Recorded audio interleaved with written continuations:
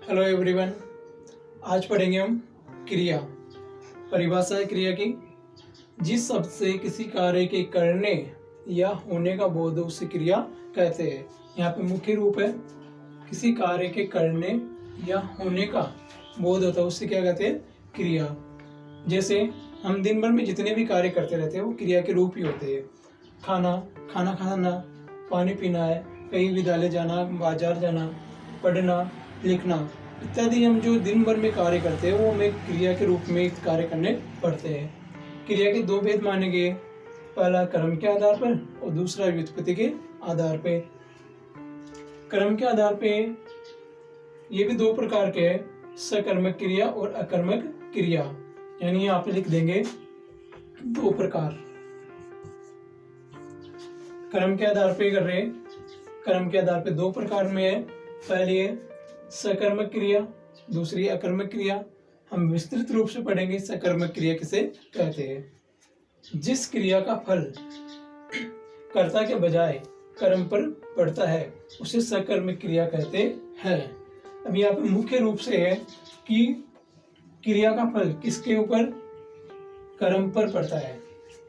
यानी सकर्मक में क्या होता है, यहाँ पे हम जानेंगे कर्म यानी जिसमें श्रेष्ठ कर्म हो या कर्म सहित हो, यहाँ पे कर्म पर पड़ता है, सकर्मक क्रिया होगी।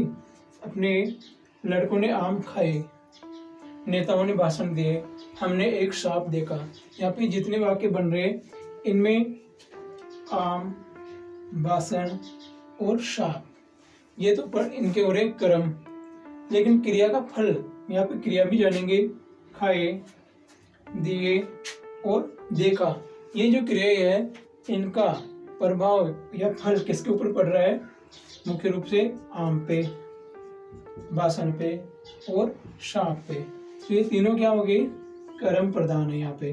तो क्रिया का फल किसके ऊपर पड़ रहा है यहाँ पे, आम पे, भाषण पे, सांप पे। तो ये कौन सी हो गई, सकर्मक क्रिया। अब हमारी दूसरी आती है अकर्मक क्रिया। अकर्मक क्रिया की परिभाषा है जब क्रिया का फल कर्ता पर पड़ता है तो उसे अकर्मक क्रिया कहते हैं। अब यहाँ पे मुख्य ध्यान देने योग्य है कि क्रिया का फल किसके ऊपर पड़ता है, कर्ता पर।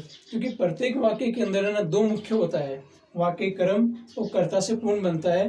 तो यहाँ पे क्रिया का फल किस पे के ऊपर पड़ेगा, कर्ता के ऊपर। जैसे राम हंसता है, सीता सोती है।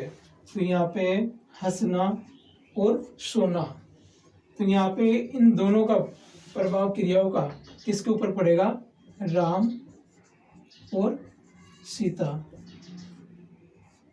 तो यहाँ पे इस वाक्य के अंदर कर्ता कौन है, राम और सीता है। इनके ऊपर मुख्य रूप से इनका प्रभाव पड़ रहा है, हंसने का और सोना।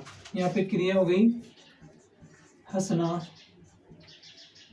और सोना। तो इनका प्रभाव पड़ रहा है राम और सीता पे, और राम सीता हमारे क्या है, कर्ता। तो अकर्मक में कर्ता प्रधान होता है और सकर्मक में कर्म प्रधान होता है। अब हम व्युत्पत्ति के आधार पर जानेंगे भाई क्रिया व्युत्पत्ति के आधार पर किस प्रकार से। व्युत्पत्ति के आधार पे क्रिया के दो भेद माने गए हैं। पहले है मूल क्रिया, वह क्रिया जो दूसरे शब्द से न बनी हो। जैसे खाना, चलना, बैठना, ये मुख्य क्रिया है। अन्य किसी क्रिया का योग नहीं होने के कारण ये मूल क्रिया ही कहलाती है। दूसरा है यौगिक क्रिया, यानी किसी दूसरी क्रिया के योग से बनी हो। जो क्रिया किन्हीं अन्य शब्दों के योग से बनती है उसे यौगिक क्रिया कहते हैं। जैसे चलना है, इससे बन जाएगा चलाना। खाना है, खाना से हो जाएगा खिलाना। अब आगे शब्द है रंग से, रंग से हो जाएगा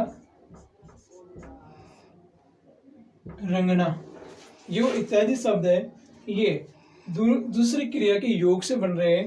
जैसे चलना मुख्य क्रिया है, इसमें हो जाएगा आपके चलाना।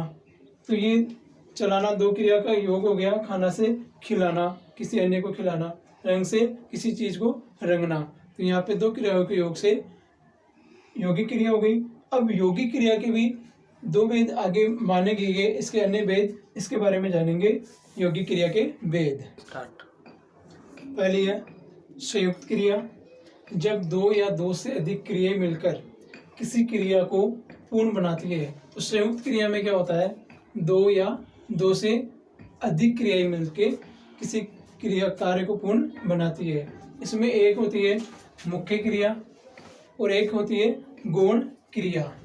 इन दोनों के योग से कोई भी वाक्य पूर्ण बनता है। इस प्रकार से संयुक्त क्रिया जैसे उसकी बात सुन लो, अपना काम करते रहो, तो यहाँ पे सुन और लो, यहाँ पे करते रहो, इन दोनों के योग से इस पूरा वाक्य बन रहा है। जैसे उसकी बात सुन लो और अपना काम करते रहो, तो यहाँ पे ये तो हो गई मुख्य क्रिया, ये हो गई गौण क्रिया, और ये मुख्य क्रिया और ये गौण क्रिया।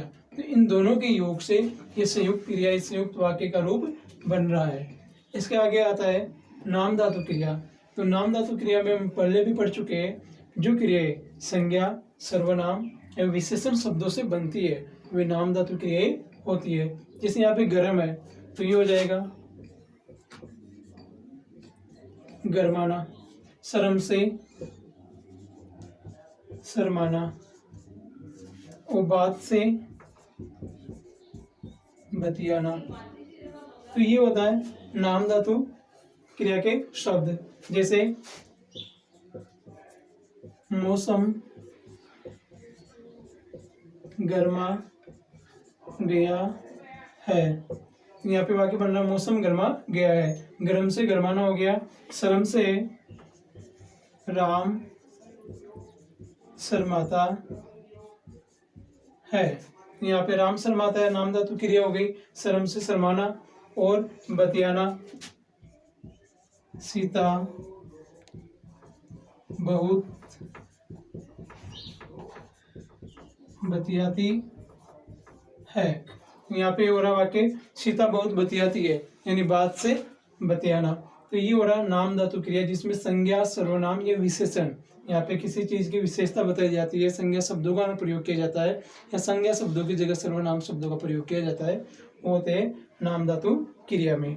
अब आगे आती है प्रेरणात्मक क्रिया।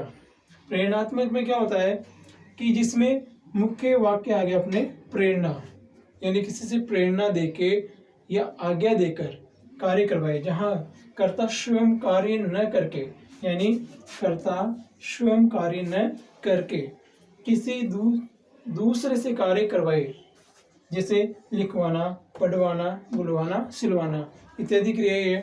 लेकिन इसमें स्वयं नहीं करता है, वो दूसरे से करवाता है। जैसे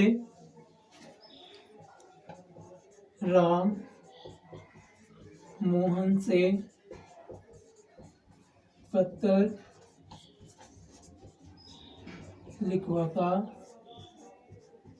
है, तो यहाँ पे राम मोहन से पत्र लिखवाता है, स्वयं राम कार्य नहीं करके यहाँ पे मुख्य रूप से किससे कार्य करवाया है, मोहन से, उसे प्रेरणा दे रहा है, आज्ञा दे रहा है।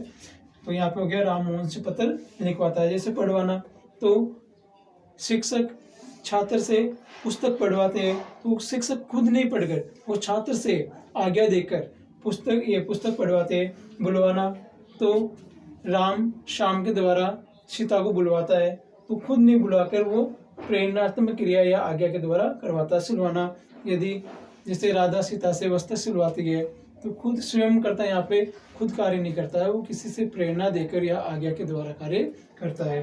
अब हमारे आगे आता है पूर्वकालिक क्रिया।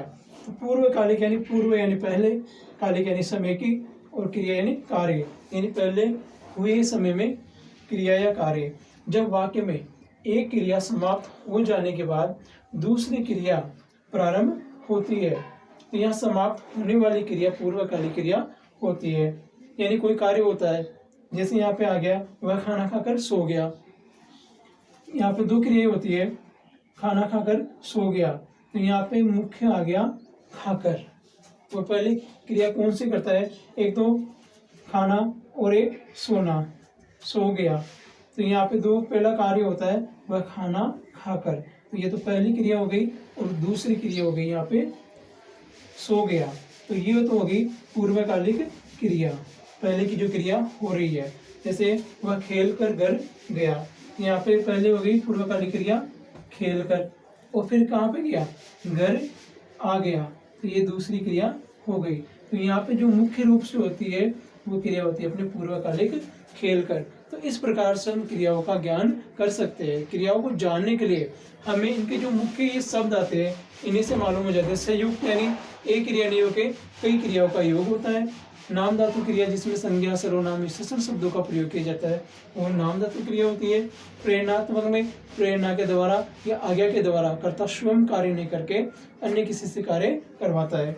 फिर पूर्वकालिक क्रिया, पूर्वकालिक क्रिया दो क्रियाएं होती है जिसमें पहली क्रिया समाप्त होने के बाद में दूसरी क्रिया प्रारंभ होती है। इस प्रकार से पूर्वकालिक क्रिया होती है।